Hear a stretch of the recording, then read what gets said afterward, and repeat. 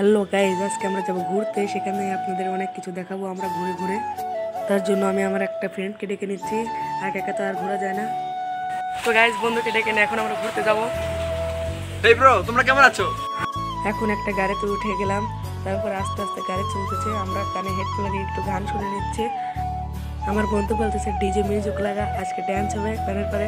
আমাদের গ্রামের রাস্তাগুলো অনেক কাদা মাটিতে ভরা, আজকে আরও বৃষ্টি হয়েছে।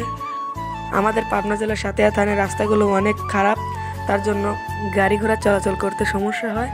আজকের ওয়েদারটা খুব ভালো ছিল না, বৃষ্টিপাত হয়েছে। আর এটা হলো পাবনা জেলার সাথিয়া থানার ধুপাদাও কবরস্থান থেকে চলে আসলাম আমার ব্রিজে ধুপাদাও। এখানে পানি অনেক ঠান্ডা ছিল এবং ওয়েদারটা খারাপ ছিল, বৃষ্টিপাত হবে মনে হচ্ছে। তাই পাবনা জেলার নদীটা আসলে অনেক সুন্দর। আমার বন্ধুরা এখানে একটু ঘোরাফেরা করতেছিল, আমি একটু ভিডিও নিয়ে ব্যস্ত ছিলাম। আসলে ভাই নদীর কাছে অনেক সুন্দর লাগতেছে। এখন আমরা যাদের বাড়ি পাবনার তারা সবাই ধুপাদাও ব্রিজটাতে ঘুরে যাবেন, অনেক সুন্দর লাগবে। আমার বন্ধুরা আমাদের অনেক সুন্দর লেগেছে। এখানে একটা চাচার সাথে ভেঙে গেছে, আমরা দেখে অনেক হাসলাম। তারপরে আমি একটু ভিডিও পোস্ট নিচ্ছি নায়ক সালমান খানের মতো।